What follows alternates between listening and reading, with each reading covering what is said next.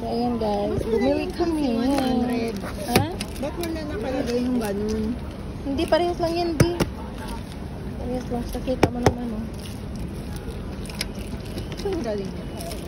This is 450 Hong Kong dollar. Ang ganda. So, dito yung bukasan. Sa harap yung bukasan. Ito, ano siya? Ano siya yung extension para gusto mo lakihan. 28 inch yata. Ito, 30 inch. Ang ganda, diba? Dito yan sa may Prince Edward Street Market. Kay Dayan to. Ayan, oh.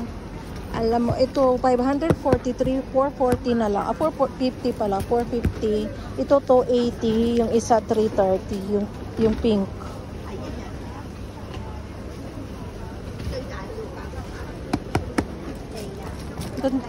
Mas maganda nga ito, di, o, tignan mo. Mas matibay yung ito. Kasi yung isa. Yung isa, uga-uga. Ano yung isa? Itong isang tiningnan natin. Ito maganda, oh. Yung blue?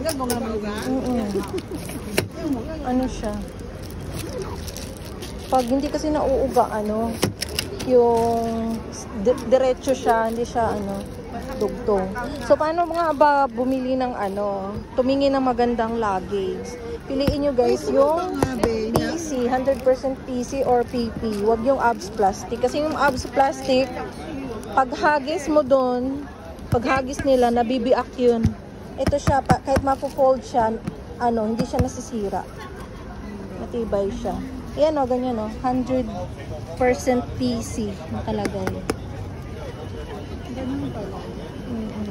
Ito, ABS plastic to. Ayan, o, anong kaibahan? Ito, matunog. Ito, hindi. Tsaka yung PC, tignan. O, di, o, mas matibay yung nakuha mo, di. Ayan mo, ito, o. Tapos, piliin nyo rin yung matibay yung hawakan. Hindi siya nauuga. See? Magaling. Ayan.